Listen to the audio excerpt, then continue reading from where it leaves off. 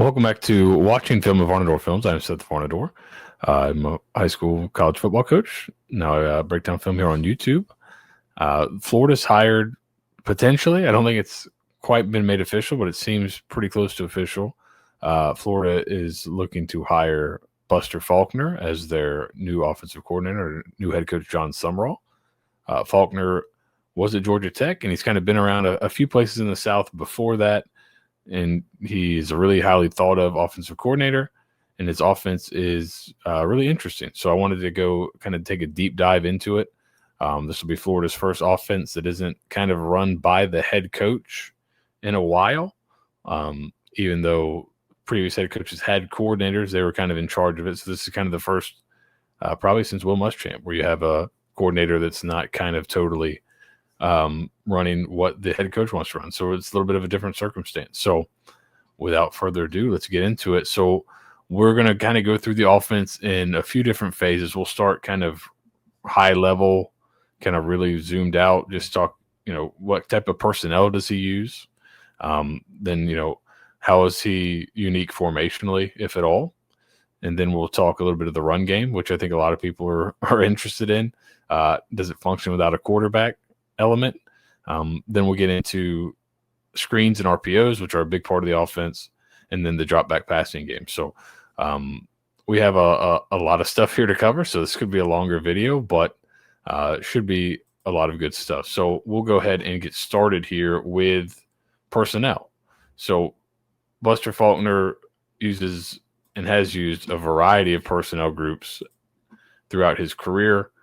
Georgia Tech, we'll see a lot there. I've also got some film from back in his time at Arkansas State where he had some really good offenses as well.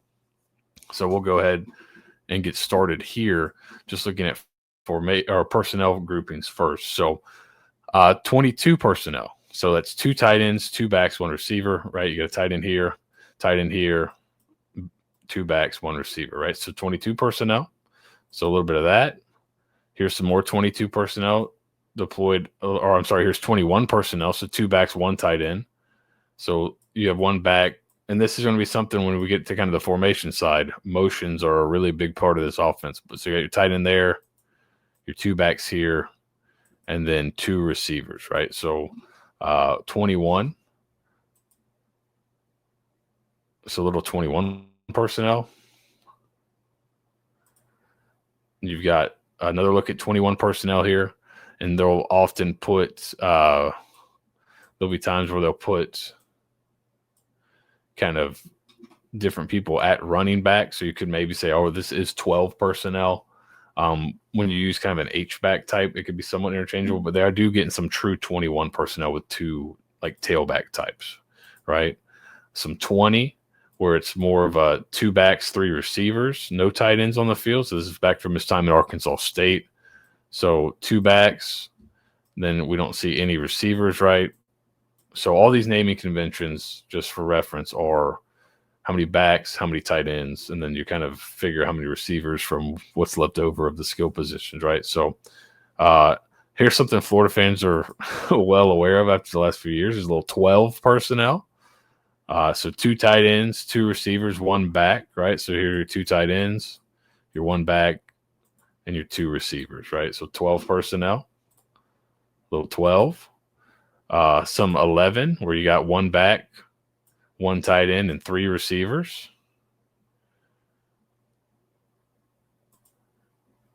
A little more 11 here.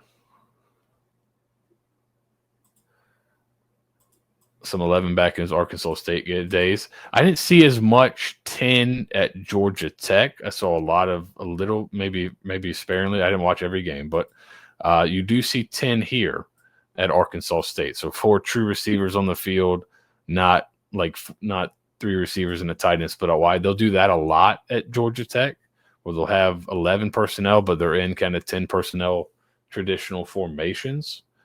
But there's some true 10 personnel here at Arkansas State. So some true kind of 4 wide receiver looks.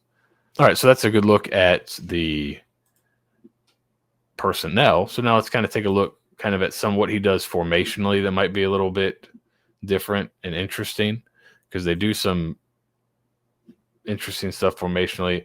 Not thing that's there are some that are. I wouldn't say anything's particularly unique, but I would say that there are some things they do that give people problems. They give defenses issues typically. So, all right, so we'll start here. They'll get in bunches. So right here's a good look at kind of what I was just talking about. It's kind of a 4 receiver look, but it's 11 personnel, right? So you got a tight end at the top of the bunch. But why do you get in bunches? Defenses typically have checks to bunches. So you can kind of, it may, if you kind of combine that with tempo, it may limit the looks you're going to get from the defense because they may have 1 or 2 bunch checks. Some carry a lot more, like I'm sure Georgia and then the Saban teams carried a lot more than 1 bunch check, and some teams will obviously carry a lot more than that.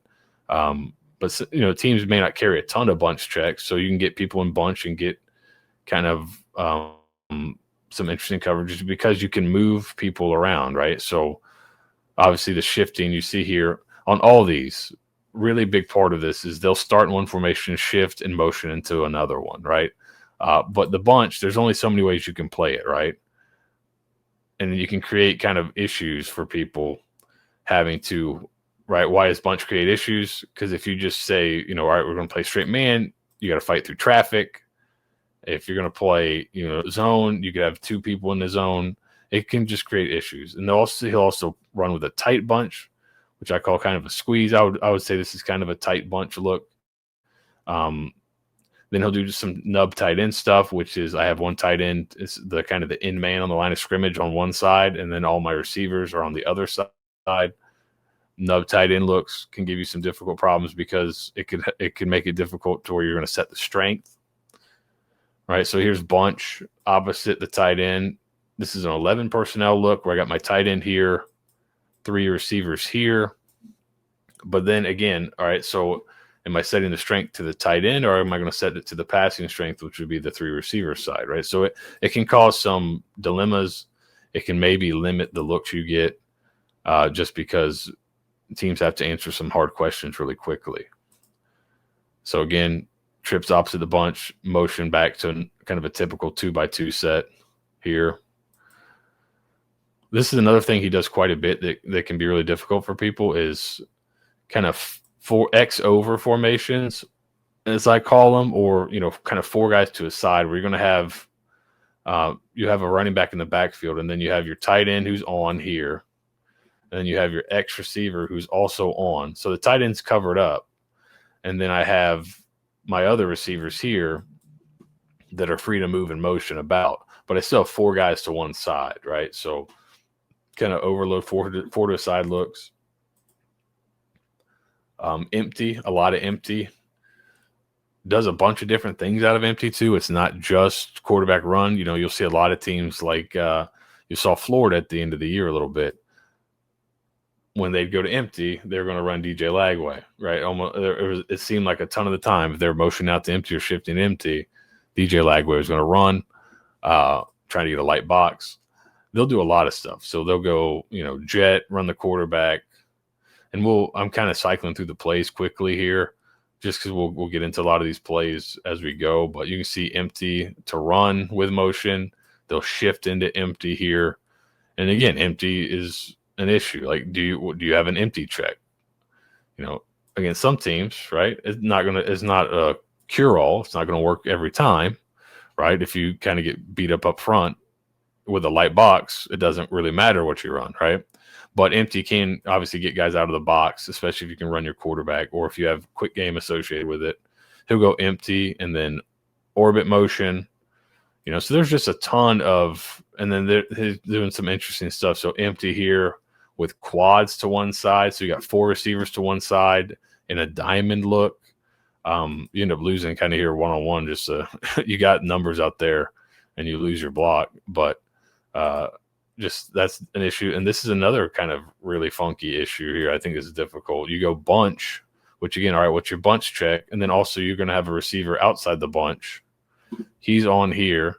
So all these guys are eligible. So I start in this kind of funky look, and then I'm motioning out of it. So you got to make a bunch of adjustments really quickly, right? So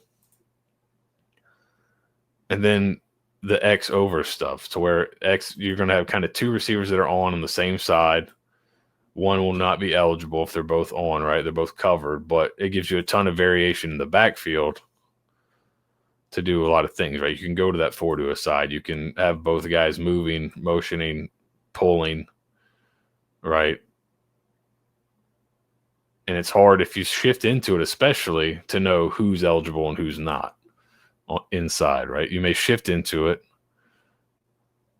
and you don't know who's eligible. You may want to go to this so you can get a body out of the box potentially, but be able to motion somebody from the backside, right? So here I can kind of have my cake and eat it too, potentially. So a lot of formation variations and a lot of kind of moving guys around to make it difficult. So it would seem to be something they really liked against Georgia a lot.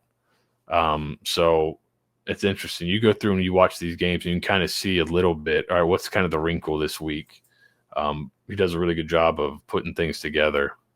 And so there's a ton of X overs here where you got two guys on the same side, and it just kind of helps you get some interesting looks. And then the other thing that he'll do a lot, which, is something watching through kind of his stuff recently, in going back, he seems to be on the cutting edge of a lot of things. So he's maybe not the guy that's revolutionizing everything, but he adopted the RPO, I think, pretty early. He adopted some of this quarterback run game stuff that's really good.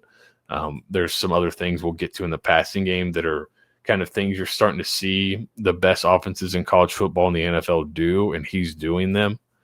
So he kind of has his base stuff, but I think he's not afraid to kind of add new wrinkles in. And so here's a look. This is probably pretty reminiscent of, if you're a Florida fan, this is basically, I'm pretty sure, I could be wrong, but it could be fuzzy. It may be involved, but this is kind of the same idea. The LaMichael Pirine's long run against Auburn that everyone looks to for the crowd reaction. Similar look. They put 4 to a side, pulled back the other way, and he kind of broke out. So they go 4 to a side into the boundary. So here's some more. Put the formation into the boundary, so get you a lot of room one-on-one out here, get you a lot of room to the other side, right? So where do you set the strength? Do you set it to the field? Are you setting field boundary? Are you setting it to the formations? Because right here, look, I got 4 to a side right here, and then I'm also into the boundary, right? So how is the defense going to play it? Are they going to honor those guys in the boundary? Well, if they do that, it opens you up for a lot more space to kind of other sides, right? So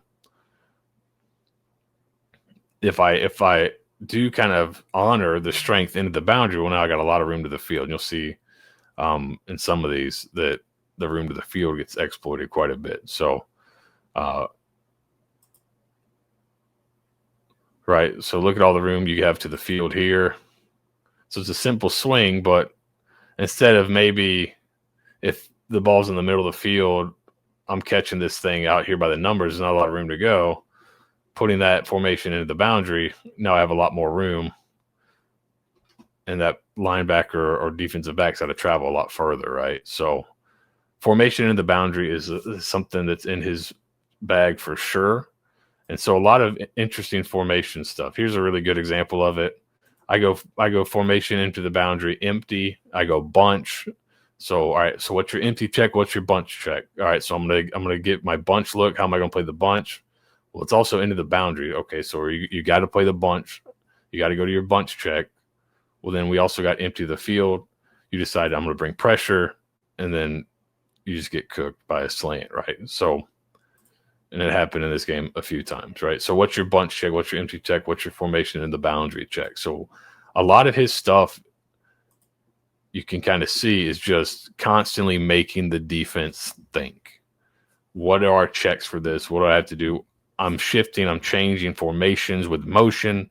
I'm getting in funky formations that you may have limited checks to.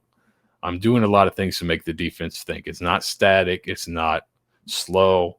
It's a lot of things where you have to, as a defense, know what your checks are, know how you want to attack different formations, because you may see 3 different formations before the ball snapped.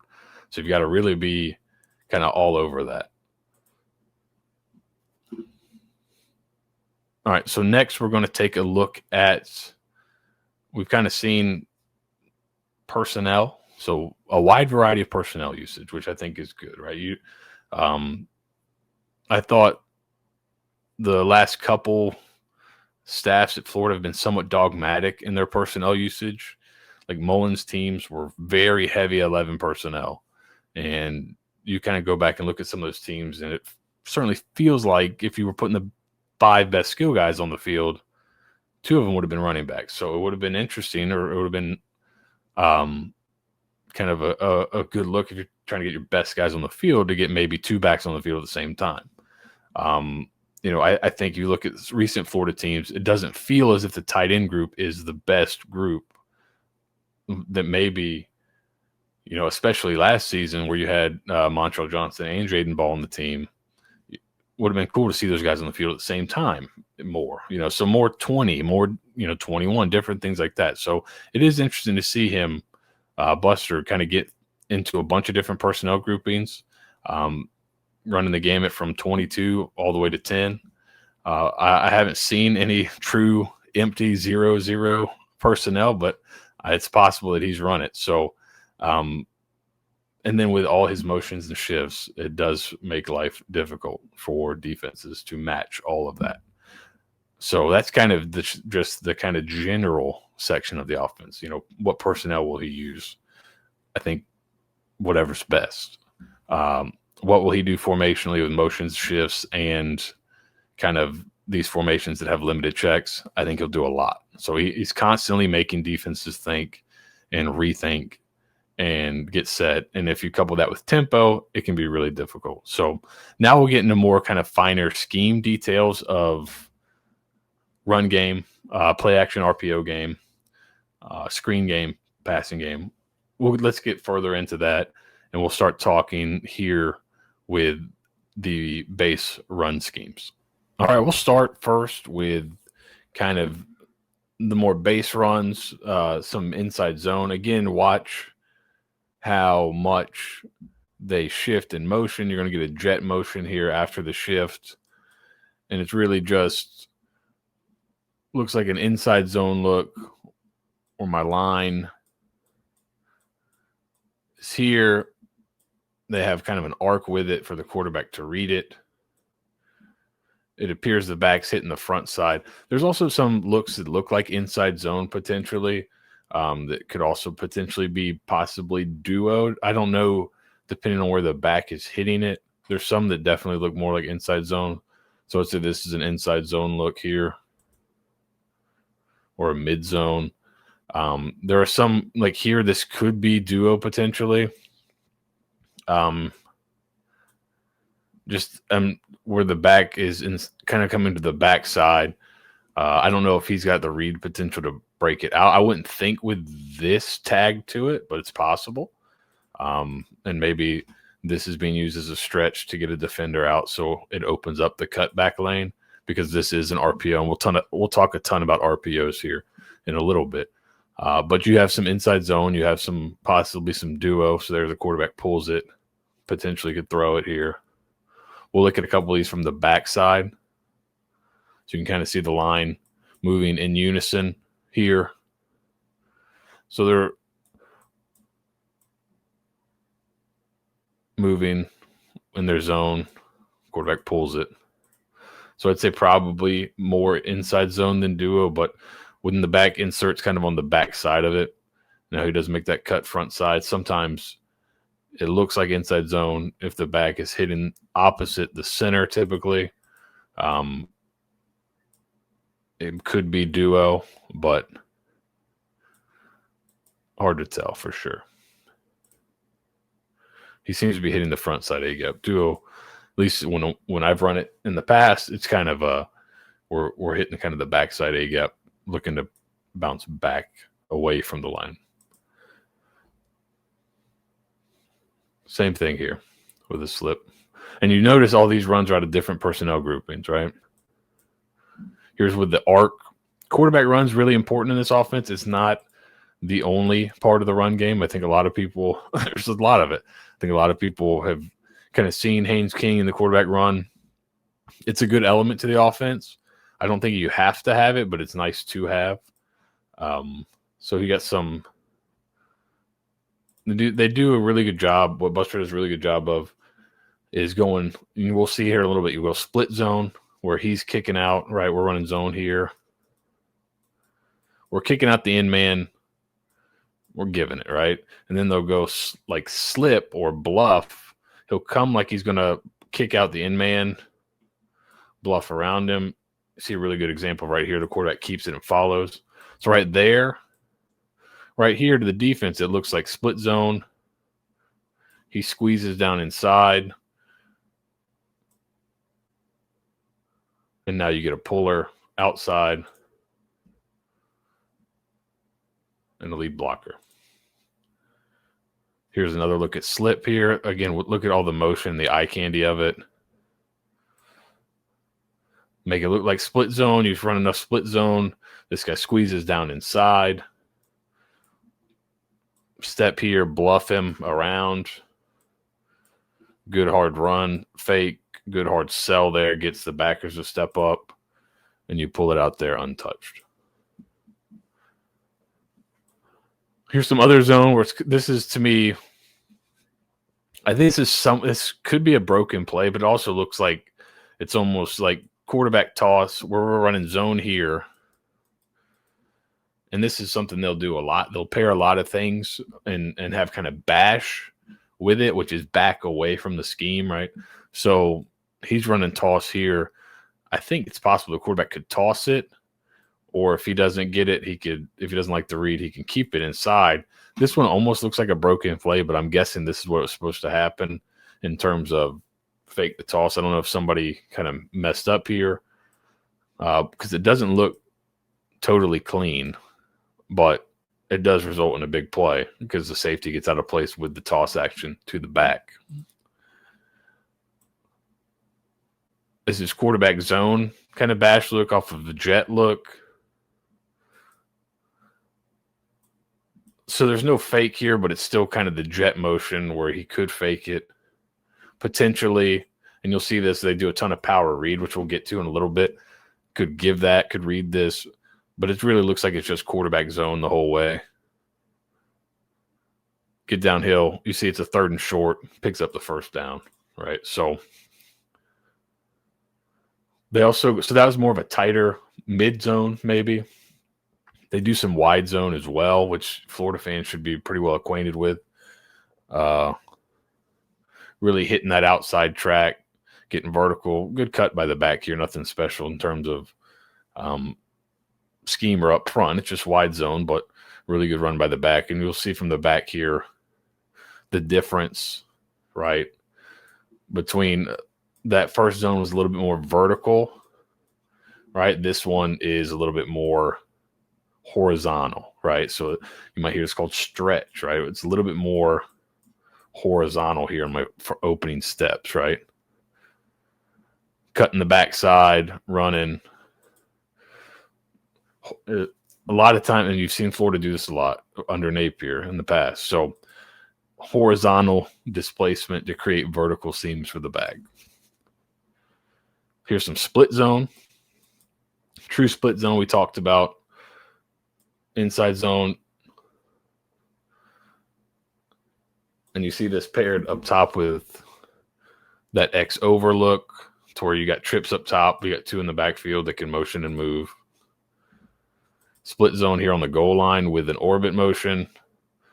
That orbit motion, again, to using the motion to widen, catch eyes, and also you have a kick coming across, so you got a lot to deal with as a defense. And potentially you could read that, pull it, and be running triple option. Here's split zone with an RPO to it. This is a handoff, but there is kind of a pick down here, and I think a route up top as well. Right? You could run. I think if you have the numbers, you could throw one of those, but otherwise you're just giving it here. Good decision. We'll watch the whole thing here.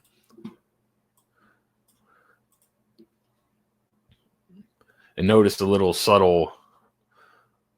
They do a lot of things that are just kind of a subtle little things that make a big difference, right? The swap from this side to this side. Sometimes defenses line up against heavy zone teams or different, run schemes away from the back, or they set their front away from the back, or they slant or set, some of their calls up to wherever the back is. So just changing them right before the snap. Don't let them reset. Easy run into the end zone. This one could be split zone. His path is so vertical, it almost looks like it's ISO. I tagged it as ISO, but it very well could just be split zone. And maybe, he's wrong and he's trying to get inside out, or, he's, just the way the front plays out, it ends up looking more like split zone. But kind of the same idea, right? You're using that H-back, that up back as a part of the blocking scheme. So really big run. So going back to this game in particular, see a few highlights from this UL Monroe Arkansas State game. I believe Arkansas State had over 700 yards of offense in this game. So pretty good. Here's some more wide zone. Again, notice the difference in the tracks of the linemen. Good thing about, or fun look about this one is, right, Georgia's in their kind of tight front where these guys are 4 eyes, so they're inside shade, which can make it difficult sometimes to run some of these things. But Georgia Tech's actually going to read this 4 eye, right? And so instead of being part of the blocking scheme to the right, this left tackle is going to arc away. So you can read this. So he's just kind of, you're not blocking him. This is a really good player. Guess what? You don't even have to block him. He makes a play, but 5 yards down the field, you'll take it. Watch it again from the wide. You can see with the quarterback run element, let's say he closed really fast. Well, now your quarterback's right in that alley right there because you arced your left tackle. So really, really cool stuff there. Another look at wide zone here. This one pops a little bit. We'll look at this one from the back. But so just mixing up. You got this, and this is not too dissimilar from Florida the last few years, right? Mid zone, wide zone arc here. You're kind of arcing the backside to quarterback can keep it. But it's the same base scheme. You're just kind of adding these different tags on to have a blocker, or if I want to give a jet. But same idea, right? Now we get into some of the gap stuff, which is which is some of the really good stuff. You'll see a ton of quarterback run in here pretty soon. But so we'll start with just pure. This is just straight like old school power. Hard to see here, but there's your up back. He's going to kick the end. You're going to backside guard is going to wrap for the inside backer. So just old school power right here. True blue. Old school power. God's play, some would say. Again, here's power with the kick, right? So, and this will be important to note here coming up, right? Kicking him, wrapping for him, right?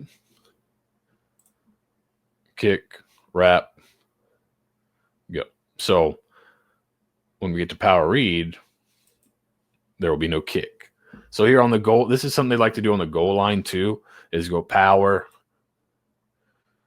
under center. They have a nice little change up on this, which we'll show here in a second.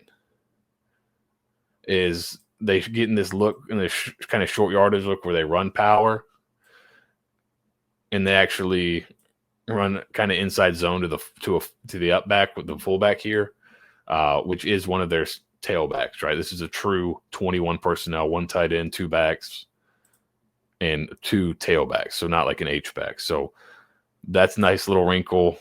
Here it is on the goal line. Again, they showed power here in this look. Give a little inside zone. And on these gap schemes, what's nice, complementing zone with gap schemes, why that can work really good is a lot of times, right, gap schemes were step in here, right, step in here. On zone schemes, right? I'm stepping play side, right? So gap schemes involve down blocks and pulls. So my down block here, well, maybe to the backer, initially my down block looks like I'm stepping this way for zone, and now I get a puller back the other way, right? So the first initial steps could look somewhat similar. Now, wide zone, probably not as much, but if I'm like a center that's got to reach a 3-tech, maybe I got to take a really wide flat step. So it does look somewhat similar. But those can be somewhat paired together in times. They'll do pin pull.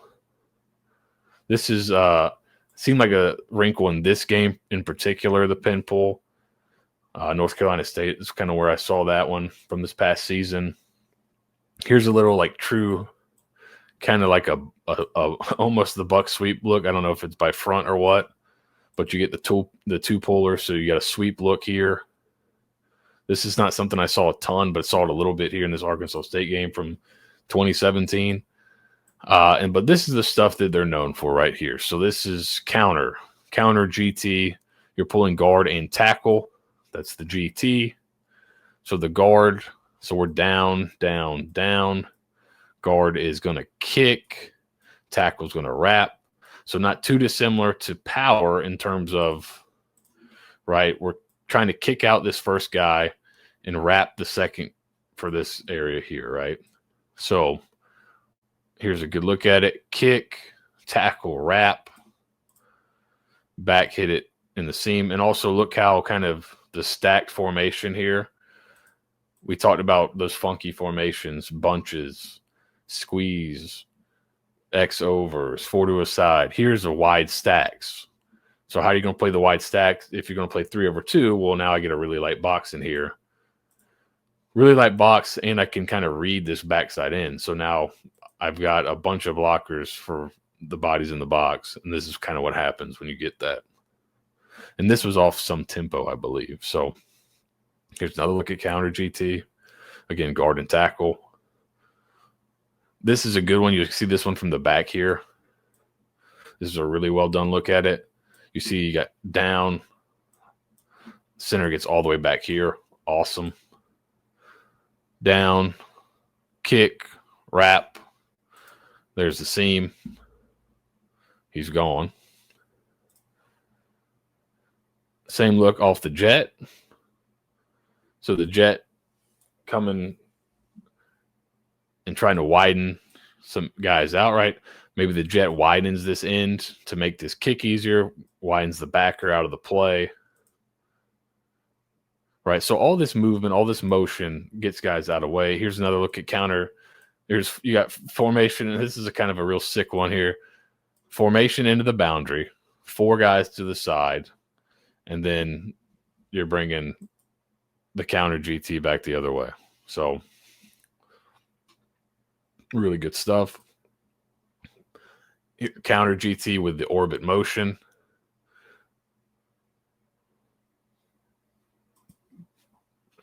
Counter GT with an arc if the quarterback wants to pull it.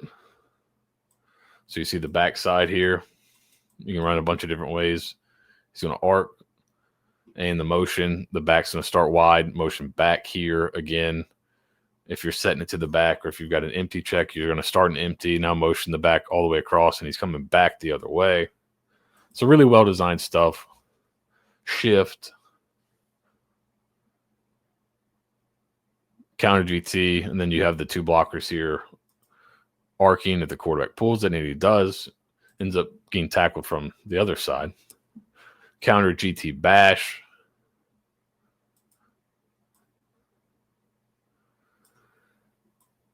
Where you potentially have the jet sweep, I think, as I don't know if that's a read or if it's just eye candy. If it's eye candy, it could be bash. This one's probably not a bash, just counter GT.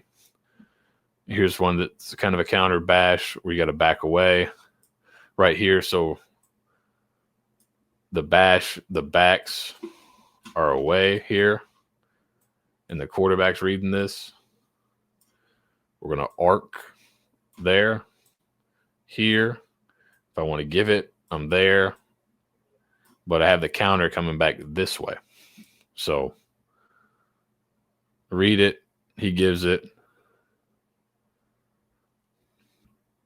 but just a little tag off the normal counter GT. So now here's counter GT with a slide, right? So if the quarterback keeps it, and we'll see this in the RPO section, right? If the quarterback keeps it, not only do we have this motion that gets in the backfield, right? So starting empty, or not starting empty, but starting one back, now motioning two back. Now pulling two linemen. Right now, this is true kind of like triple option stuff right here, right? I can give it to the back. The quarterback can pull it, and then if he pulls it, he can throw it to the other back.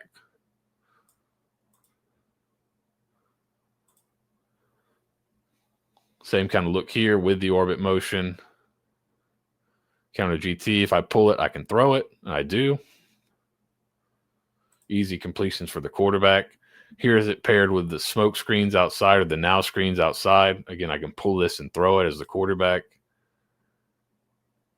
Same thing, Arkansas State days with the stack. If I want to pull it, I can throw it right here. They don't match numbers, or he's too nosy on the counter look. Throw it outside. This is one where you get the counter look here, but you also get extra tight end in the backfield that's also kind of looks like he's involved. So it almost looks like super, where you're pulling extra guys. Then this is a fun wrinkle. It's like counter off a spinner action. So it's still GT counter, but this back motioning, this kind of almost return orbit motion. You get a fake to him, spin back around to the other back. But it's just counter GH, right? So instead of GT where you're pulling the guard and tackle, you're pulling the guard and the H back. So counter GH spinner. So there's a lot of that counter GH. Here's a little power read. We talked earlier, power, right? I had a fullback here kicking this end, and then I had this guard here wrapping, right? So what you do in power read is instead of kicking him, he becomes my read. So I'm still wrapping inside. Now motion there. If he squeezes, I give it. If he stays wide, I keep it and follow the wrapper. All right, so that's power read. Right there, squeeze a little bit, give it.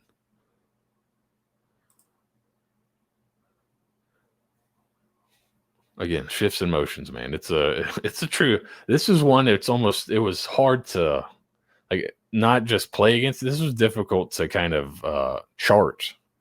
There's another look at power read. Just so many shifts, so many motions, so many different run plays, so many ways to get to things. Multiple motions on one play. Return motions. Right there, he keeps it. Power read again. Keeps it. So it's just with all the motions, the shifts, the different guys that can carry the ball to. It's not as if it's only one guy that's motioning, or we're only using one back, or we're only doing out of this particular set. You've seen probably 4 or 5 different guys carry the ball just in terms of positions, right? And then out of spread formations, out of 2x1s, out of 2x2s. Here's power read with a toss element. So again, it's the same idea as the motion. If he squeezes, I'll toss it. If he widens with a toss, I keep it and follow my puller.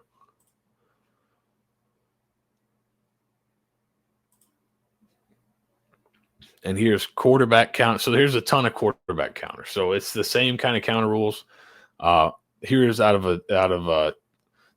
looks like a true 10 personnel look, but this might be kind of 11 or 1, because I believe this is a tight end in the backfield. So he's actually going to be, it's almost like GH, right? He's going to be the second puller, right? There's no tight end. There's no other tackle pulling. It's the guard and the back. So tag this one as counter GB. So guard and back. And so there's a ton of quarterback run in this offense. Like I said, I don't think you have to have the quarterback run for it to be good, because there's so much. Here's counter GH out of empty, motioning the H back in. You don't have to have the quarterback run in, Like, I don't think you have to run as much as Haynes King did. Haynes King was somewhat limited as a thrower in terms of there was a lot of things that looked like got schemed open that he missed or was a little bit late on or just off on that maybe kept things from being really big plays. So I think a better thrower, you may throw more and not run the quarterback as much, but I hope it is an element in the offense because it makes it so much more difficult to stop anytime you have that quarterback run threat, right?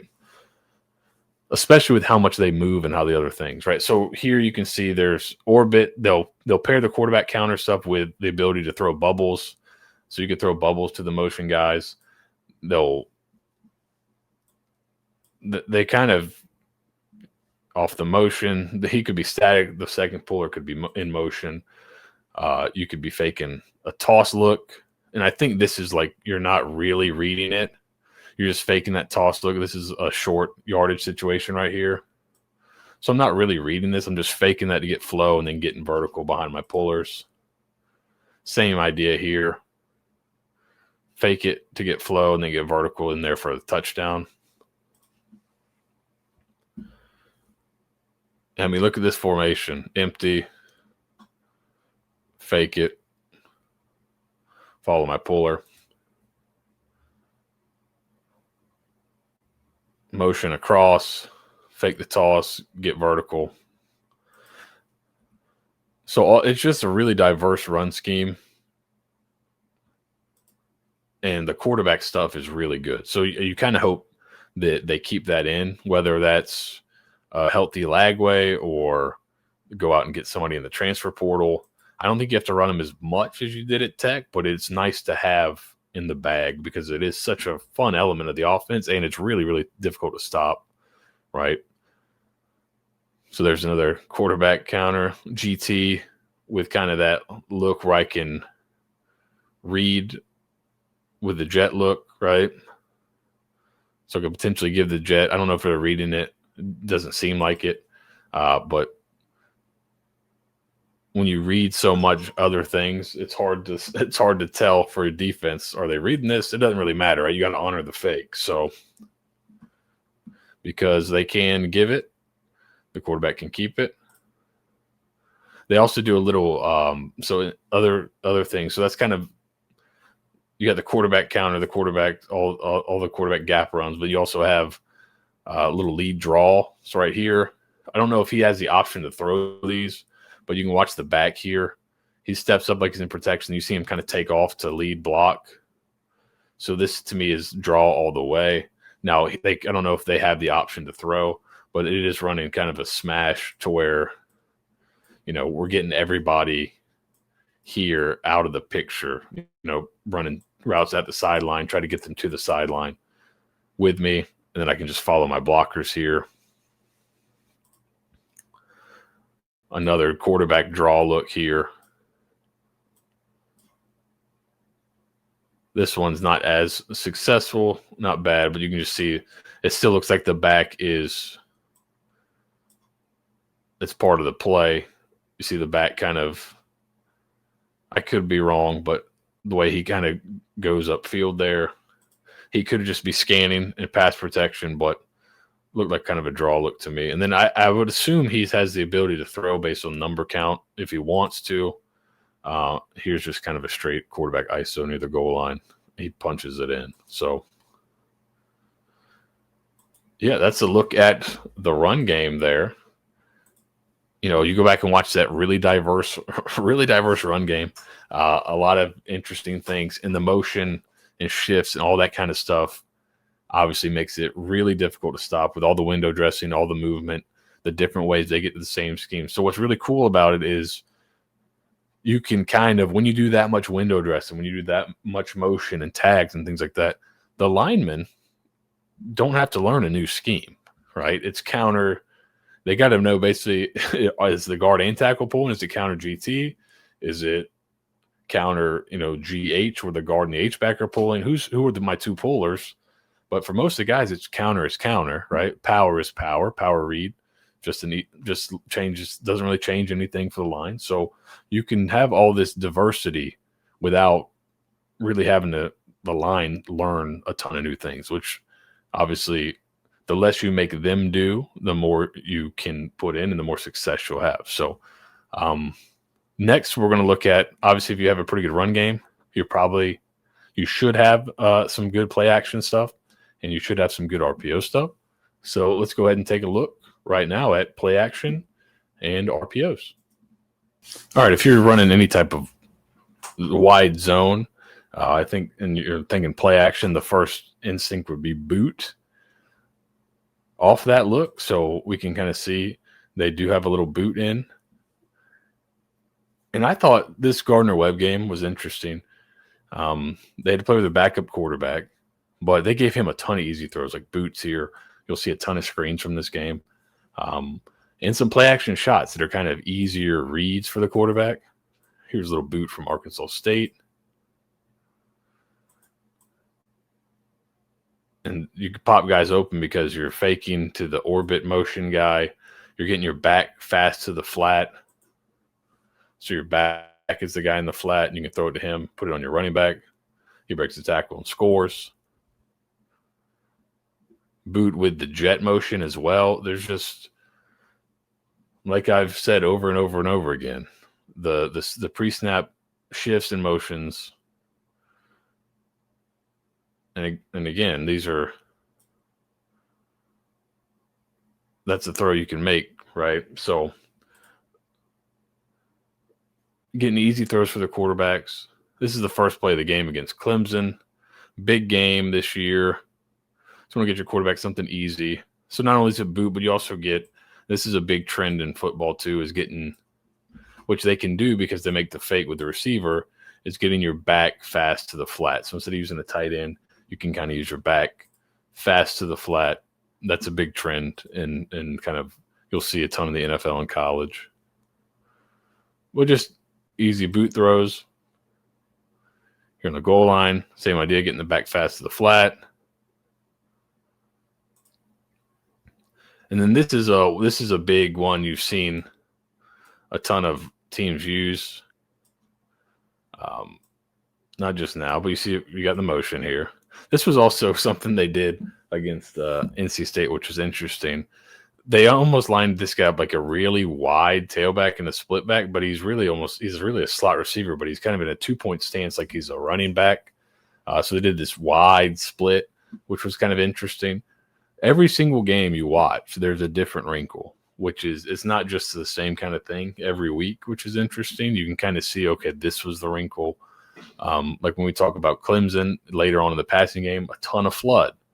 So in the passing game, so it was kind of, all right, this Clemson must play a lot of one high. You go look at the numbers, Clemson plays a ton of one high. So, okay, flood makes sense. NC State must have felt like they're going to get a lot of man. There's a lot of mesh, but they also did this kind of wide split back thing here. But this is a big play off of boot and play action now, is you're going to have your back. So you're going to, and Mullen ran this his last year at Florida. This is what I can't remember the tight end's name, but against Alabama, when in 21, Emory Jones kept checking it down to the tight end. This is kind of what they were running. So he's going to go through the B gap off the fake and run a wheel. Then your tight end is going to run a shallow. So post and the wheel here kind of clears things out for the shallow, or you can take your shot if they don't cover it, you can take the shot of the wheel. But it's real easy. See, the quarterback comes here. Wheel's going to be covered. You're seeing these guys race to get underneath the coverage. And now you throw it back here to the shallow. So that's a big – you'll see that one a ton. That's a big trendy kind of concept there, is going wheel by the back, shallow by the tight end. So you see him get to that right here. So a little change up off the boot look. Everybody else is probably still running boot, but now the back's running a wheel, the tight end's going to run a shallow. They also had here, you run the boot with some motion, it looks like, and kind of roll to it. Your back goes like he's going to block backside, and he's actually just going to run the wheel. And so you get a true boot throwback. So some nice wrinkles off the boot look there. Hard play action. Down the red zone, they go with a double cross. So this is actually something we saw Billy Napier do quite a bit. This is one of his red zone staples that he liked. Ricky Pearsall scored against South Carolina on this in 2022, I believe. His Napier's first year. But both guys are kind of running the back corner. This seemed to be a game where, so the wrinkle kind of this game, the thought this game was that these guys, they played two high safeties, but those guys played run really hard. So you'll see on here some big play action shots off run action, protect the run action for your young quarterback. Here's protected shot. Nothing crazy here. This is kind of what a little bit like what Spurrier would call extra and zebra back in the day, where you're getting a dig and then a post over top of the dig. And then you're getting flat routes, kind of as check downs. But really protected shot here over the top. So with all the run, you should be able to get some big shots over the top, right? So there's one of them. Again, watch here. They're going to run curl. They're going to run flat. And they're going to run like a big post over the top. The thought must be these safeties. Again, like I said earlier, it looks like the plan was these safeties are really going to play hard in the run game. We can run over the top of them, which they do here. And then you'll see it not quite the same, but the same idea. Curl. You're going to have a flat, and then he's going to run the big post over the top of the safeties here. So safeties are playing low. There's your big post over the top. Last time it was from opposite side of the curl. This time it's the same side as the curl, but some protected shots. And you notice those were with a younger quarterback, so easier reads, easier decision-making, right? Protection, extra protection, all that kind of good stuff. So here's some of the RPO looks. So the slide. So this is another one that's kind of getting really popular in modern football for teams that run this counter GH so much, right? You're going to kick, right? We've talked a ton about counter previously in the run game section, right? It's usually kick and then a wrap. So you're going to get teams coming to fill hard, right? So instead of wrapping, he's actually just going to run out to the flat here. So you got your kick, and then instead of wrapping, all right, seeing you guys step up, and you're going to get the crack right there. You throw that thing in the flat, let him get outside and run. Same thing here.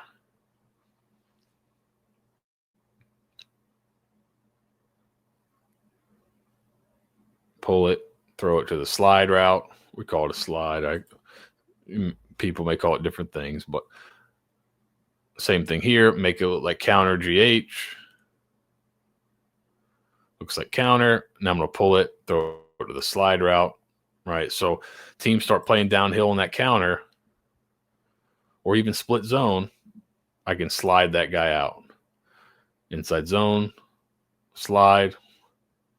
So it doesn't have to be counter. It could be split zone looks too, right? So anytime I'm blocking back, looks like zone, that guy jumps inside. Thank you very much.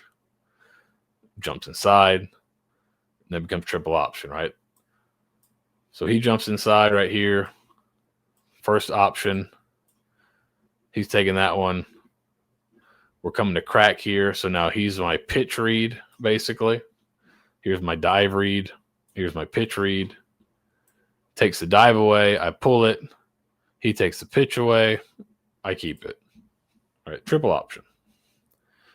Fun, fancy way to run the triple option. Another look at a slide look here. Make it look like split zone. He slides outside. You can see a little bit of the indecision that causes the end here, who kind of has to throw an arm. Right, watch here. Has to throw an arm. Isn't quite sure who has it. Backer makes the play, but the end's a little bit late here. Stick draw here. So looks like stick to both sides. think there's an outside go up top. He's going to be here, fast to flat. So I could throw the stick route to either side if I don't like it. Quarterback draw with it. That one's tale as old as time right there.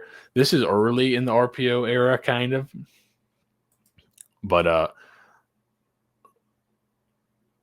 it looks like insert with slant flat behind it.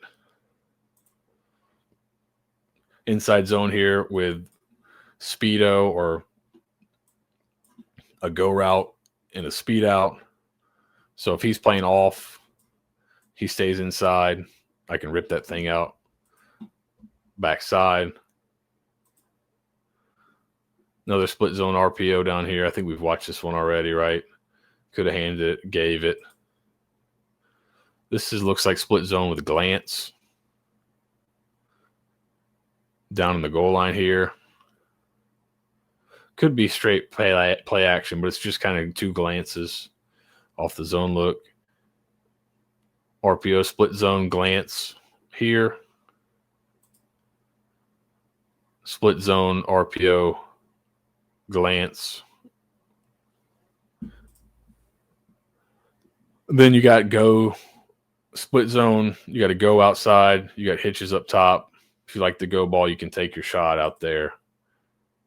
And then here's an inside glance, which if you know you're going to get heavy run play from the safeties here, you win that one-on-one. It could be a very good play for you, right? So good usage of the RPOs here. Slant bubble. And then this is one he seems to really like on the goal line. I've seen him do it. It looks like in some other spots as well in the field. I know somebody posted a clip of him calling this pop, but here's a little pop right here to the H. Makes it look like split zone, pop. Here's another pop, hard play action, hard run action. Here's pop. This one doesn't get – the defense does a pretty good job, but they're doing almost like a toss read look where it looks like counter toss. Then as he comes through here, trying to get this guy to sneak through, it looks like it gets kind of – Georgia does a good job, and you're forced to throw it away there. You can kind of see it from the back here as well. Faking that, trying to get through here, and then just slip the guy for the pop. But see, old 13 there for Georgia did a pretty good job playing that. Here's a hard play action pop for an easy touchdown. So, yeah, they do a lot of really good stuff in the play action game, in the RPO game. A lot of easy throws for the quarterback, easy reads for the quarterback. There's also some good stuff in the drop back passing game, which we're going to get to next. So Buster has somewhat of an air raid background, air raid influence, where he went to school, Valdosta State. Chris Hatcher was the head coach. He played for Hal Mumme and Mike Leach at Valdosta State, so he kind of got it directly from the tap there. So Buster's got that background. You see some of those concepts pop up, but then you also see some West Coast concepts and some other things. So now let's take a look at the passing game. One thing you're going to notice, especially in the game, this Gardner-Webb game, you'll see a lot of this, which I think is really smart. You'll see a ton of screen in this passing game. Screen is actually, I think, quarterback counter. I would probably in the I charted I think over 300 plays of through 7 different games or so, give or take. Some TV copies, like old highlight copies, so not full games, but highlights, and then a few full games. But I think quarterback counter is probably the number one, maybe most called thing. Screen, but quarterback counter has so many variations that when you kind of look at the reports, it maybe not shows up as number one play. The play that showed up as number one in terms of amount of times called was screen. So we're going to start looking at some of the screen game here. It's varied. There's a ton of it. There's perimeter screens, which is a lot of it. Here we see the bunch and then motioning out to throw a screen to the inside guy. screen out of the bunch off the play action look. But again, you've noticed a lot of these are with, which is good to see, a lot of these are with your backup quarterback because it's his first start, I believe, or first start of the season at least, right? So a lot of easy throws for your quarterback. Motion into like a right here, this is a nightmare. Empty motion into almost a quads diamond look. Good blocking on the perimeter. Springs a big play on the screen. But easy throws for your quarterback. So it's not always the motion guy. Sometimes back away from the motion guy. But if you look here, he could have thrown it up top, it looks like. Could have thrown it down bottom. It's very possible that he also could have ran with this. So this might be kind of a screen run option type deal, right? Where I can maybe keep it, or we're just selling. Probably not, right? We're probably just selling the run look here, but you've got screen to the bottom, screen to the top potentially. And this time not to the motion side, not with the motion, away from the motion. So people start thinking motion, motion, motion, come back the other way. This is to the motion, off the run fake. And there's all kinds of screens in this. There's some that are just a kind of relief, to protect the run game, which a lot of these are. Screens should protect some of your stuff, right? You run screens because to slow down pass rush, to slow down whatever, right? It should be used as a weapon, especially on the perimeter, to make people honor your bodies outside on the perimeter, right?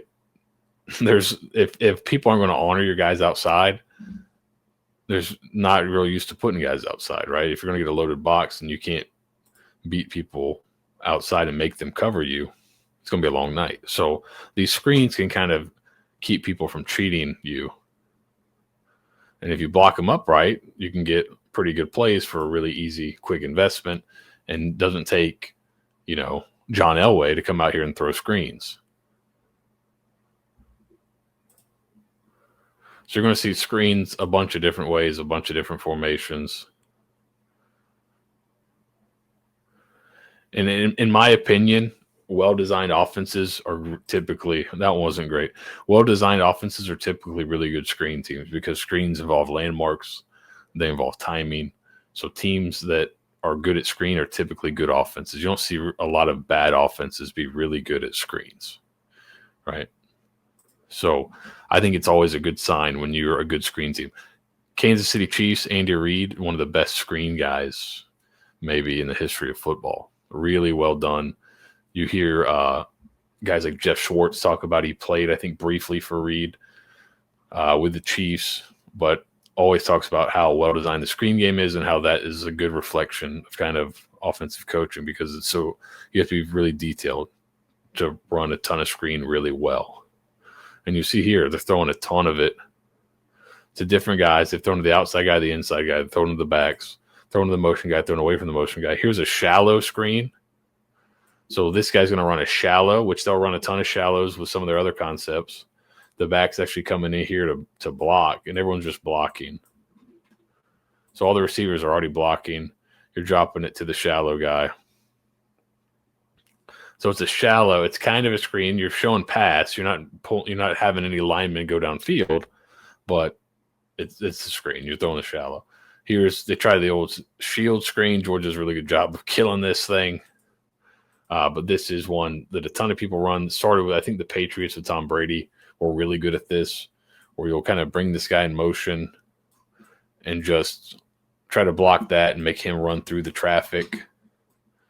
A lot of times teams do it out of a bunch, maybe to kind of prevent this from happening, where this guy just screams down. But you also see a lot of teams now start to slip that for easy touchdowns. So, but they try to go shielded screen there. But then when you go a lot of screen, what can you do off that, right? I run a ton of screen. I get the defense cheating, get them creeping up. So there's a lot of screen and go in this offense. Double moves off the screen, sell the screen initially, get vertical, which is what you see like the The veer and shoot teams, the kind of there's a screen to go, the quarterback ends up pulling down. The veer and shoot teams like the Tennessees, the USFs, now Auburn, they'll run a ton of these kind of smoke screens outside, and then you start creeping down to take those away, to take away the easy yards, and they hit you with a double move or the screening go, and that's where they can kind of really generate chunk plays. But again, you see they're getting guys open, not always hitting them. Here you have screen to the top, so it's not just screen all by itself, and then backside you've got double slant, so you can kind of work either way. If you're the quarterback, I can throw the screen up top, or I can throw the slants back to the field. So they don't just pair screens together or run with screen. They also have some passing, so they'll give you a screen on one side. So here they're going to go screen, which should hit here, and then slant to the backside, so the quarterback could work either way. But now let's get into some more of the downfield, the drop back passing game. So when you think air raid, which we talked, he's got a little bit of an air raid background. When you think air raid, I think a lot of people think of Mike Leach, and one of Mike Leach's favorite plays in air raid was 4 verts. This isn't 4 verts exactly here, but they will push the ball vertically down the field. You see here, what you like about this is formation into the boundary. So I got 3 receivers into the boundary here, which means I got a lot of room one-on-one. If you're going to be one-on-one with should be my best receiver, my X. So for Florida, that'd be like Dallas Wilson is an X receiver. Get that one-on-one matchup. But you'll see 4 verts. So here's looks like 4 verts. Out of the 3x1, you're going to get out of the 3x1, you're going to get 3 coming across to this hash. Usually this guy up this hash. Bottom of the numbers for that spacing.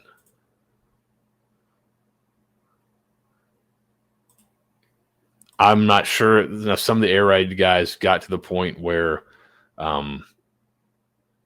really good at reading. The outside guy having kind of a read element where if the corner is off, he can throttle down and make it more like a comeback. They got really good at throwing the back shoulder version of it, right? So getting out of the backfield, but a ton of, so it just kind of looks like 4 verts with the back as your check down. I don't know if he's reading anything or if he's got like an option out of there, if he's just, if it's part of kind of where he's supposed to go, he's bursting to a side. Here you have kind of a little look where it's almost like 4 verts with a comeback, or they're just going curls, but kind of off that 4 verts look. Here's kind of the comeback look off of it. So you watch, you kind of watch the plan here against Clemson, and there's a lot of floods, a lot of 4 verts, good stuff against one high coverage, which Clemson seems to run a lot of. So selling verts, comeback, little switch vertical here. So what's nice, especially when you get in stacks and wide formations and bunches, you can get to your verticals and then switch. So you see the switch release at the very beginning here. So, typically this guy would be bottom of the numbers. He would be the hash. They're going to switch release at the snap. So he's going to go inside. He's going to go back out. And this may not be the most you can see him go out there. This may not be the most this one of those no, yes type throws there. So good catch there. But probably not the throw they like. Here's switch verts here, another switch look, switch release. And then they're going to go wide delay. So they're going to switch 1 and 2 here. And then Y will delay late. The back will be kind of the 4th vertical, right? So you see the switch release here. He ends up becoming 3. He ends up becoming 2. And then you delay. The Y delay is something they use a little bit. Catches Georgia in a blitz. Some end to half. I'm sorry, no, this one's not end to half. So this is just like verts with a comeback again. I don't know if he's reading it or if it's called. It's kind of like verts with a curl almost. He's not breaking it to 15. But they will push the ball vertical, and that is something air raid You hear a lot of four verts. I'm sure you've seen people just run four verts. This is verts. I'm not sure exactly. They'll do this sometimes. It looks like they're running verts to one side, two verticals here, and maybe another concept down here. You'll see in this later in this game, they go verts with double slants. I'm not exactly sure what the concept is up here. He looks like, I don't know if he's running up the seam or if he's looking to bend inside because the ball's already thrown. But here's another one where, you've got a really good play on if you're Georgia Tech, and instead of kind of hitting that guy and letting him run, you kind of slow him down and he's got to turn back and run. So here's verts looks with the double slant behind it.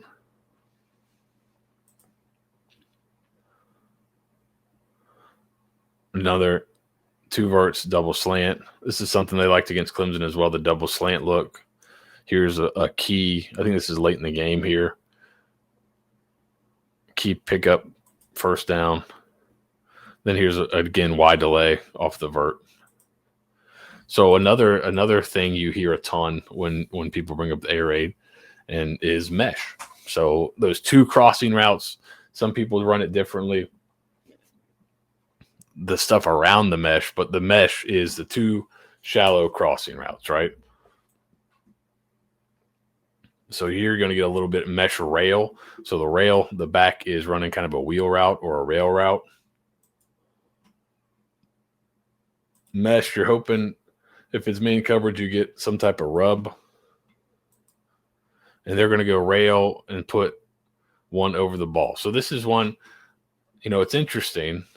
These are concepts you've seen Florida run with Napier as well. But they get to these very creatively. And that was kind of always my issue with what Florida's offense looked like at times is there was some level of predictability. The sequencing of the plays wasn't great, and the call, like the time you call them, wasn't great. Conceptually, they're doing a lot of things that a lot of people do. So it was, that was all my argument was conceptually it wasn't terrible, but the play calling was a big issue, and the predictability seemed to be a big issue as well. So here's again mesh, but you get to it a ton of different ways here. Here's mesh rail again. See the two shallow crosses, the back run of the wheel. I think they anticipated North Carolina State being a ton of man because you saw a little bit more mesh and rail in this game. Here's it against Georgia. Same look. Again, all the movement, all the shifting, all the motion allows you to somewhat disguise things. Here's mesh rail out of a different look.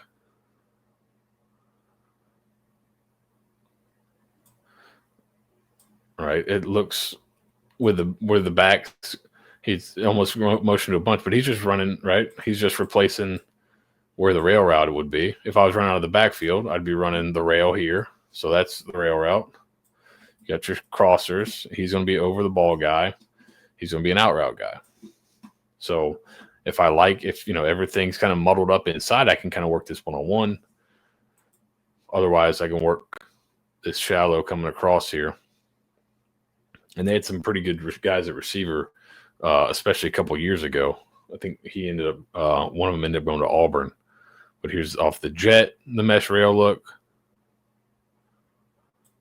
where you kind of end up, we're not going to have the guy running the out route, but this will function as that width, the jet. And then I think he would probably run to the flat here. But you see the two crossers right here. He's going over the ball. He's getting that width for the rail. Pops that receiver open right there on the mesh. Here's mesh traffic, so a little bit different. It's still mesh. So you're going to see this two shallow crossers.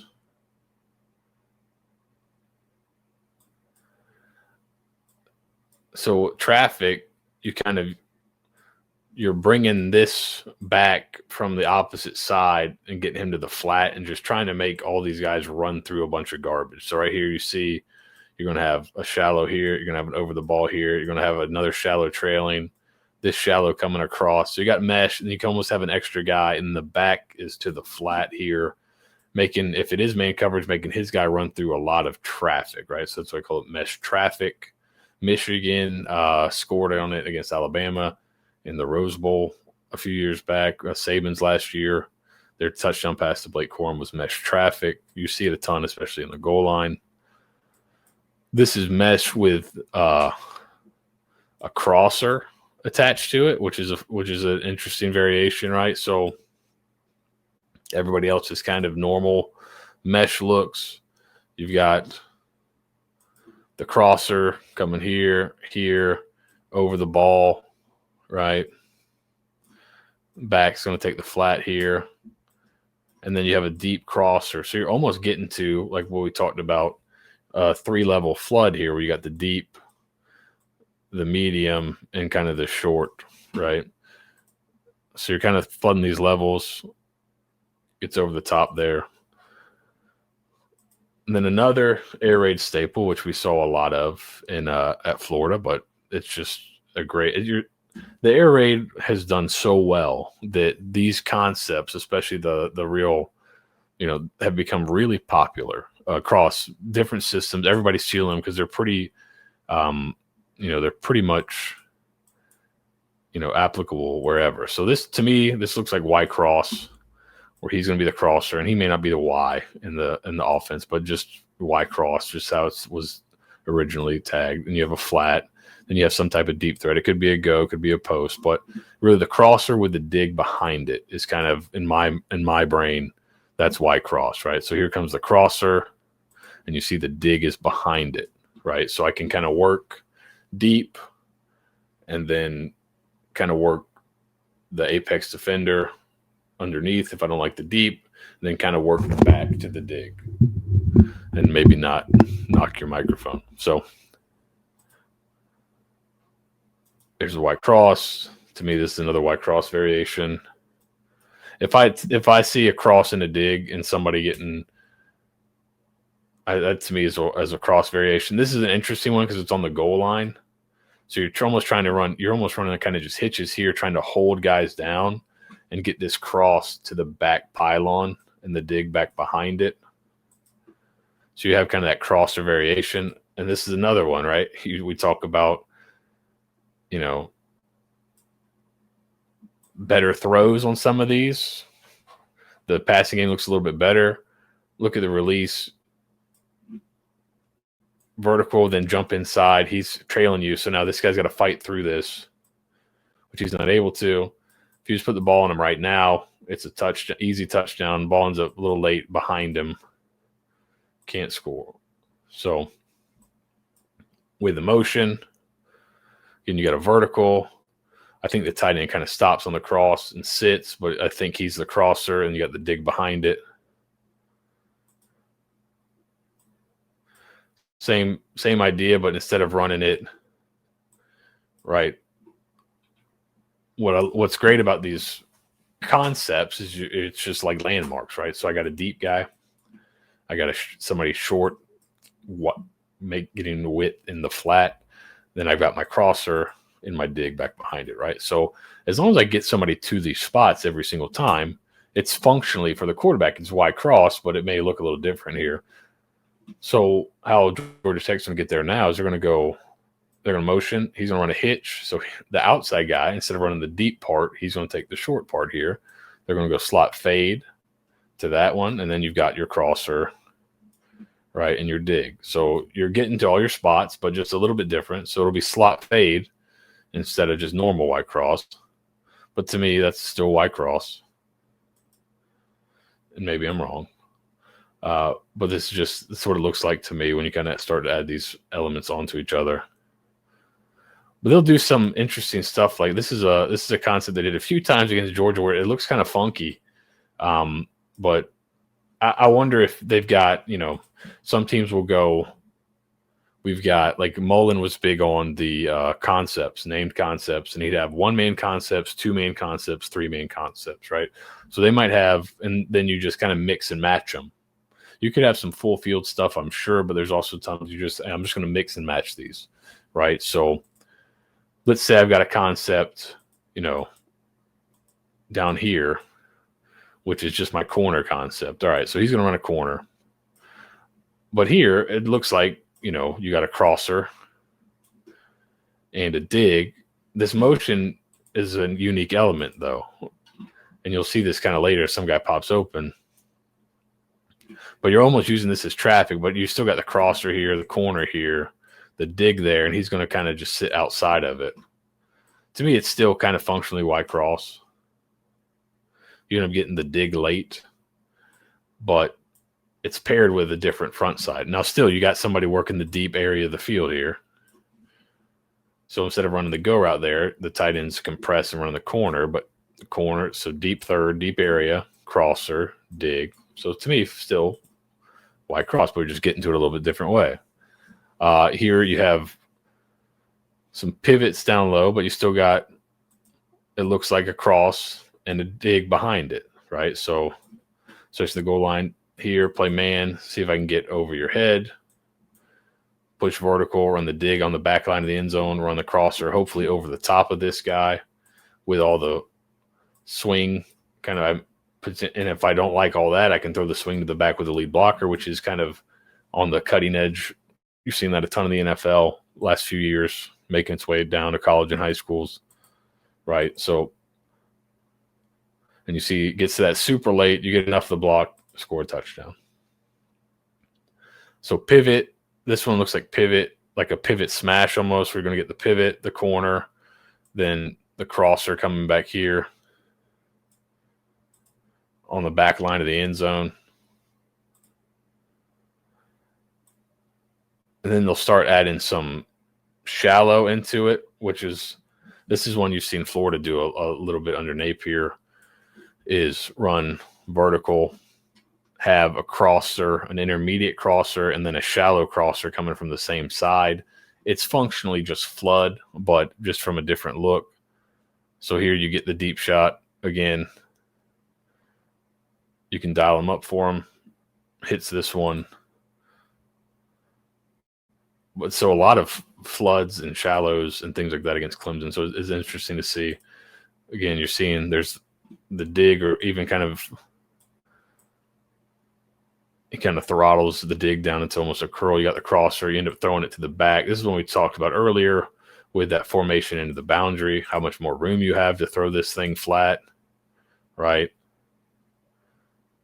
And then if you didn't like that, you've got the shallow behind it or the crosser above it, right? So if the backer doesn't get out there, if he gets out really fast, you've got options.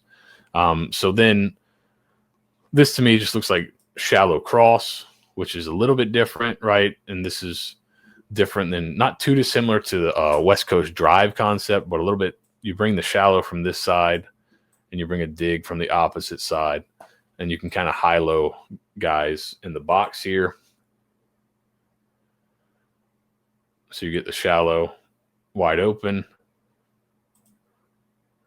Here's another look at shallow cross. Outside, you can run, a variety of things. Here they run kind of almost like a sail route out of it.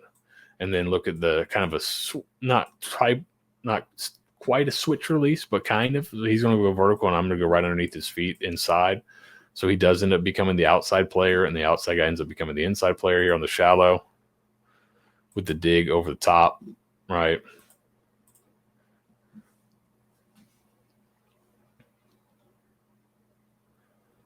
Same thing here. Get to the dig late, but the shallow from the opposite side of the dig. And this one, it's hard to tell if this is just the way that he's playing. This is the tight end. He's not, it looks a little bit like four verts with kind of a conversion, but the way he's kind of bending this so flat and he's here, it's almost like you're running shallow cross with the back as your shallow guy and him as the dig guy. And then maybe you got a post over the top, like a Mills look, or maybe this is a ball that he's supposed to be up the seam and it just takes him too far inside where it looks like a post. I don't know, but it does definitely look like the back is running the shallow, and you have something. Even here, you can see he's starting to break because he's breaking back in. You're kind of getting functionally the shallow cross. You're bringing the shallow from the opposite side of the dig, right? So you're bringing those from the opposite side. So kind of functionally shallow cross, but they tag kind of hitches back here on the other side of it. So then here's the drive concept to me. So you're looking, drive is kind of, you bring the shallow from right outside the dig typically. that's kind of the West Coast drive concept, and you can pair a bunch of other things with it. But that's kind of drive to me. So that's a West Coast concept. Here's post wheel.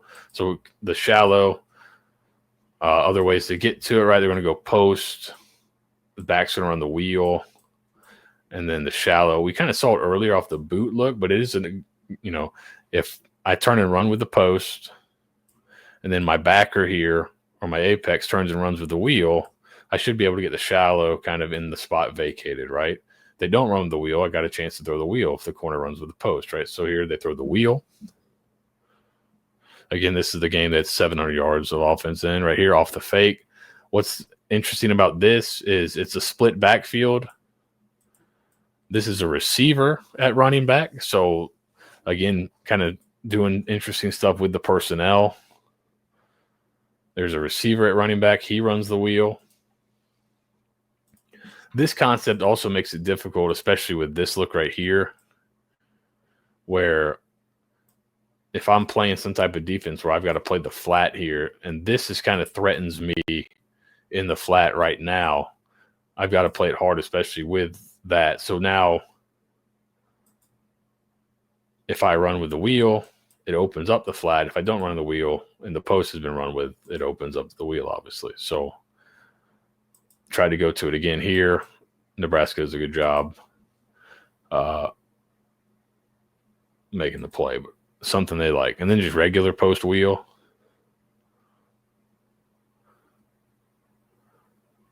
This is almost more like a switch verts almost. This is kind of post wheel-ish, but it's really almost like switch verticals where we're just running kind of this 4 verts, guy up the hash, guy down the numbers. We're just kind of doing it from the backfield look with the hard play action. He runs the wheel off the orbit motion for a big play. Snag is another air raid concept, Y corner. You'll see it called. This one gets kind of snuffed out a little bit, but what typically happens, right, is you have the snag route, you have the corner route, and you have the flat route. They do that occasionally. So right here, they kind of change who's running what. Kind of an interesting look. They've done a ton of him inside, right, running the crosser. We've seen that a few times now. He's going to actually break back to the corner. He's going to be inside instead of running his dig like he's been. He's just going to sit. The back is in the flat. It's not how you would typically run Y corner, or I call it snag, but it's the same idea, right? You're getting a guy here.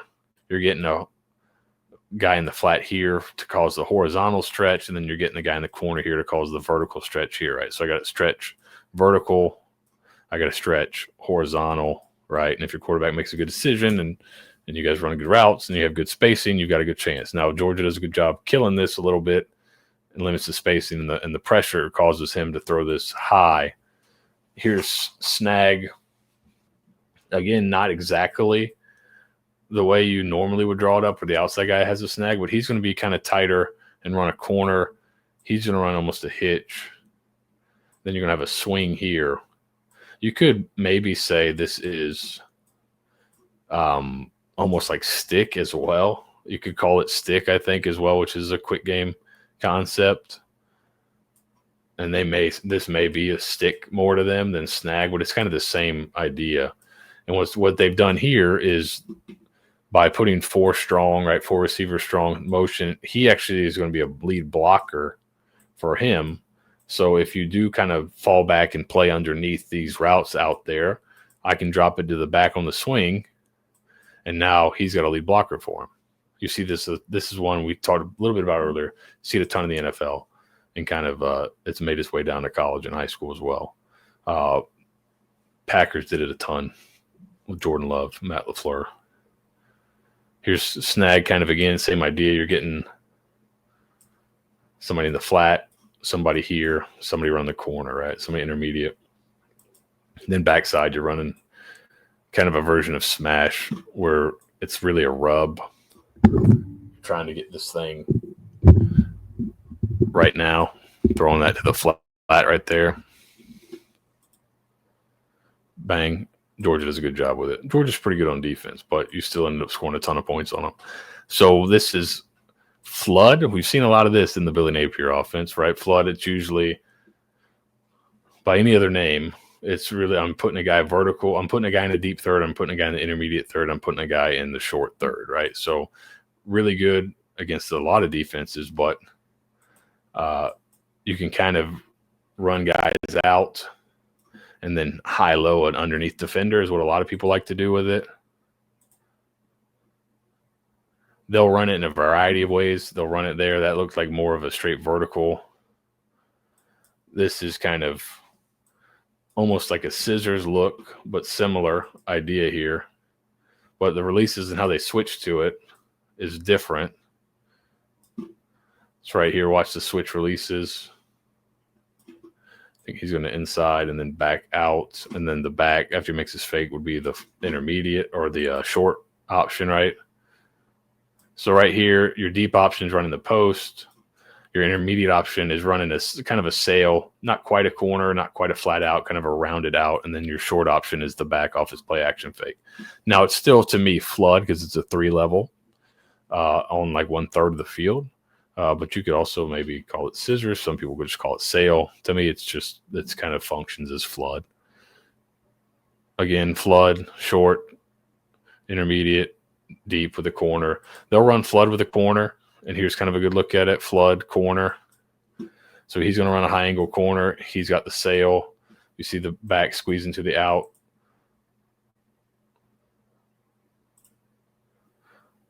Here's another look at flood corner. Fake the jet. Top guy's running the corner out. He's running the kind of sail, the intermediate. You have the flat throw there.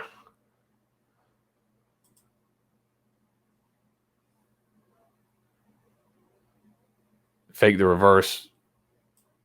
It's boot, or it's a play action look, but it's still really, it's by any other name, it's flood. I'm getting him to the corner. He's running the crosser, but he's my intermediate guy. He's my underneath or my short guy, right? So deep, intermediate, short. Do it with the crossers, the intermediate guy sometimes.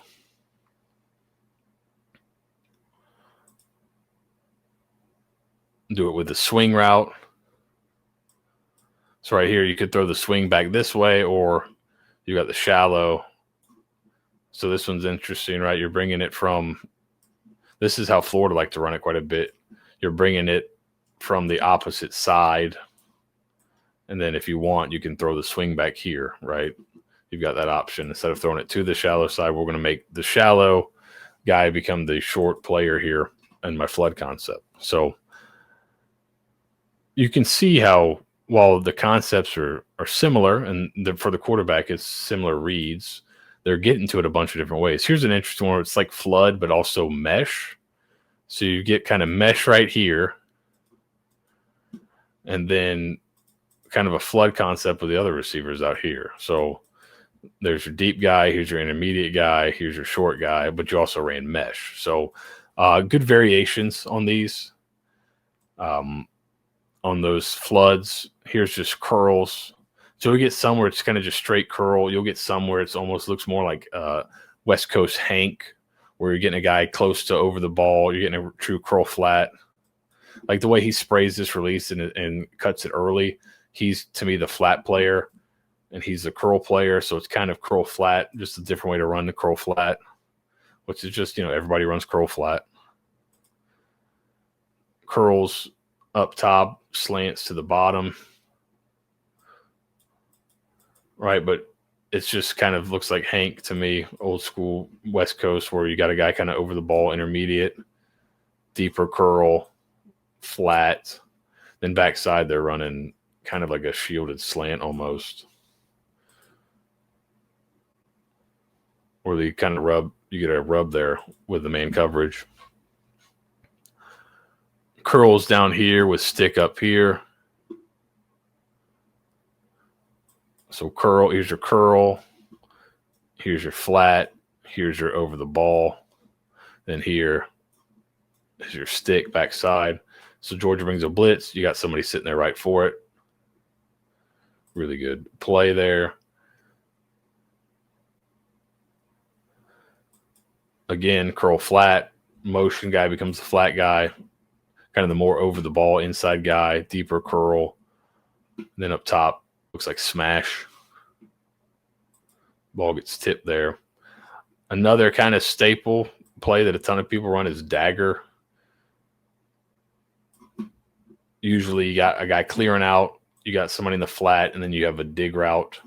Really, typically good against quarters, but can be good against a variety of things. With that clear out, trying to widen him, hit this thing in the window right there for the dig. They'll run it with almost like it looks like crosser, but it's kind of dagger. So this guy's running vertically between, getting deep cross, but he's really clearing this out for the dig underneath here. So it's dagger. It looks like a deep crosser, but it's probably just dagger. Similar thing here. It could be Y cross. You could tell me it's Y cross. You could tell me it's dagger. It's pretty similar, right? So, and then the one we talked about earlier, it was kind of funky the way they did it. They end up running into each other again, and you kind of get this good run after catch opportunity. So this one's pretty cutting edge. This one you see, this is a Dan Casey classic you've seen from Oregon. They're going to go double post. So you're going to go kind of post, forward to a side. I think the back will be in the kind of swinging. And then you have sail or corner. He's coming back out here. So you got 4 strong. You've basically running scissors.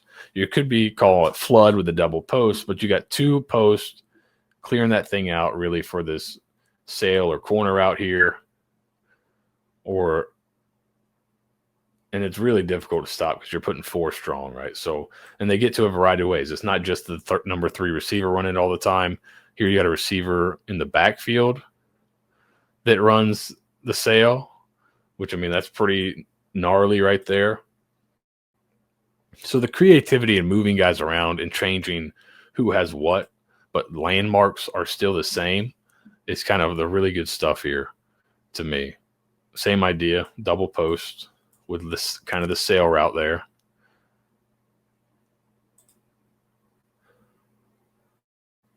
It's kind of a sail. It's kind of almost, you get the kind of scissors look, which Spurrier loved the scissors, right? You get the post in the corner behind it. Spurrier liked that concept, but it's a nice, it's kind of like that. It's kind of like sail with flood. It's really good right here. So this is a true scissors look out of against a quarters look, I think, from Georgia. What's great is, you know, he's playing number 1, he's playing number 2, right? 1 is trailing 2, but they're going to break to the post. So he becomes the new number 1. And once he breaks to the post, I break off him inside. I become number 2. But if you get any play from the safety to 1, like you do right here, to open, because right now he's still 2 and I'm playing 2 when they're this far vertical. Well, here comes 1 right underneath it. So really good concept there. Really good timing from the tight ends. So really good stuff right there. Taking advantage of the defense's rules, right? Here's kind of a scissors look or a flood look off the boot action with the post and the sail route. If you throw the post, it's probably a touchdown here. Throws the sail, makes it a little bit more difficult. You can kind of see it from this angle. Right, you're kind of thinking if this safety right here drives on this sail, I got all this room behind him for the post. Decides to throw the sail and I think just misses it there. So, and then they'll go double post and add in kind of a shallow here. So I think they've got some kind of mix and match right here. Shock to one side, which is basically, stick. Just number 2's running the vertical instead of number 1, and they got stick up top. So basically hitch fade and then stick, which is go route, flat route, stick route, where maybe he can break out against man coverage. In zone, he just sits. So we're just stretching this guy horizontally underneath. This is a really nice one. We talked about why bunches are so difficult to deal with. They're going to shield. They're going to run a corner here, and he's just going to get vertical. And I don't know if he's got a route, if he's running a hitch or what. But he's going to act basically as a shield for this kind of slant. He's going to come underneath it and watch. If you're in bunches and you kind of try to you can get caught, right, and run into your own guy here if your spacing is not real good defensively. And if the ball's thrown on time, it's really difficult to stop. So a lot of creativity. Here's just a straight glance route to the slot. It gets tipped. If that ball doesn't get tipped, it's probably a touchdown. And this is a fun one here out of the bunch. Looks like an option route, which you're going to have. So I think, this, and I'm not sure if the back has option, if he's just kind of a check down here. That seems to be one of their two-man concepts. And then you're going to have a corner route, then a shallow route. And now this guy gets to decide, am I in or am I out, right? Because the corner route, either way, I should kind of get this thing cleared out. So right here, he's in. The quarterback looks there first, which I think is probably your first look. But if he takes in, my next look would be here, because I'm assuming the corner's taking this guy out of there. And now I'm working one-on-one with that guy. He breaks in. A little bit tighter throw here. If he just waits and throws it to the option route, probably an easy pickup first down right here. So that's a nice thing to do. I love this release here. They're going to go Mills, which is a Spurrier staple. I love the way they get to this, though. Just a fun kind of it's post dig. It's usually post outside of a dig. But here they're going to do it out of the stack. They're going to have the top guy run the dig, really threaten that safety, and then the guy behind him run the post. Up top, they're going to run kind of smash-ish look, end up dropping it to the back. But I do love the way they use the release here. Creative way to get to Mills. Then down to the goal line, pivot, dig behind it to run the back line. Pivot stretches the underneath defender, opens the window for the dig behind it. Another Spurrier classic right here, the old high-low on the goal line. Runs at the front of the line of the end zone. This guy runs kind of a slant to the back line of the end zone. Good timing. It's really difficult to stop. Good throw. Yeah, and that's the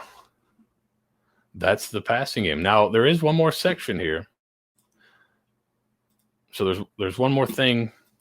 There's one more thing we can get to that I think Buster does a pretty good job with, and that is now they don't always work, but he shows his creativity a little bit in the trick play world. So let's take a look at a couple of those trick plays here to finish it off. All right, so here's kind of the first one. They're going to go counter, make it look like they're counter or they're pulling. They're actually going to run kind of a shovel. So almost like a counter with the reverse with the shovel. Now for the up front, it's just GH, but the action backfield makes it kind of a reverse type look. This is one that does not work. It's kind of a wildcat look, but he's going to hand it to the quarterback. And I think it's just kind of a normal boot play action type play. You get beat up front immediately, but just another way to run it and kind of confuse the defense with, I think, what probably one of your normal kind of boot actions. Quarterback ends up having to keep it. Double pass here on a 2-point conversion. He holds it a little long here and gets smoked. If he gets that thing out of his hands a little quicker, right? So you're going to motion him in and then back out behind the quarterback. He's going to throw it. Then he's going to stalk and then run to the corner. If he throws this thing a little sooner, you might have a chance because that corner is going to be unblocked. Here's a nice reverse off of some of their run looks. Here's a fake knee before the start of the half, kind of to hide the not politically correct term. I think it's the hide the midget play, but hide the little guy here behind the big offensive line. They end up getting in field goal range and missing it. But here's a fake reverse that so they'll do reverses. They'll do a fake reverse here, fakes it, and then he could throw it. Nobody's open, so he keeps it. Still ends up being a big play. Then you go kind of a muddle huddle and a weird funky formation here. Defense has got to honor, even though there's not really anybody over there. Fake it. Should get a flag there. Then run sneak with the tight end here. So you start with the tight end in the backfield. Then you're going to shift, bring the quarterback back. Then you're going to motion the tight end in, and he runs the quarterback sneak so your quarterback doesn't get hurt. He fumbles it, so they don't all work, but I think these do show some creativity. And then 2-point conversion here, reverse with the pass. So, yeah, a lot of really cool stuff from Buster. This video's probably pushing over an hour and a half. Since this thing started recording, it's kind of official that Buster is the hire that's been announced. So I know there's some at the beginning where he seems like he's going to be hired. He is the hire. Some other interesting notes on his offenses just on the way out here. In terms of plays per game, so he did have an offense at Arkansas State that was third in the country in plays per game. At Middle Tennessee State in 2015, he was 30th. 2014, he was 45th. 17 at Arkansas State, he was third. 18th, he was 20th. 19 at Southern Miss, he was a lot slower, 82nd. And then the ones at Georgia Tech have been 73, 76, and 80. So he'll vary tempo. I think he's really will do a good job of adjusting to what he has. So he should be interesting to watch. A lot of creativity, a lot of fun, a lot of flexibility. And I hope he brings a quarterback run game with him because it is a lot of good stuff. So that is kind of a deep dive on some of the Buster Faulkner offense. I haven't watched every game, so I'm sure there's a lot of missing. But should be a good look at kind of how he sequences things and how creative he is and how he can kind of do the same thing but make it look different and make it difficult on the defense. If you made it this far, thank you so much for watching Varnadore Films. We'll be back next time there's something fun to talk about. Maybe we'll get J-Bud on here to talk about some stats. I think he's got some pretty good numbers on Buster, Brad White, and Sumrall. So maybe we'll get Bud on here to start talking some stats. If we aren't back here before the end of the new year or before the end of this year, before the new year, Merry Christmas to you and yours. Happy holidays. We'll see you next time. Thank you for watching. Leave a comment, like, subscribe, help me game the YouTube algorithm. Thank you.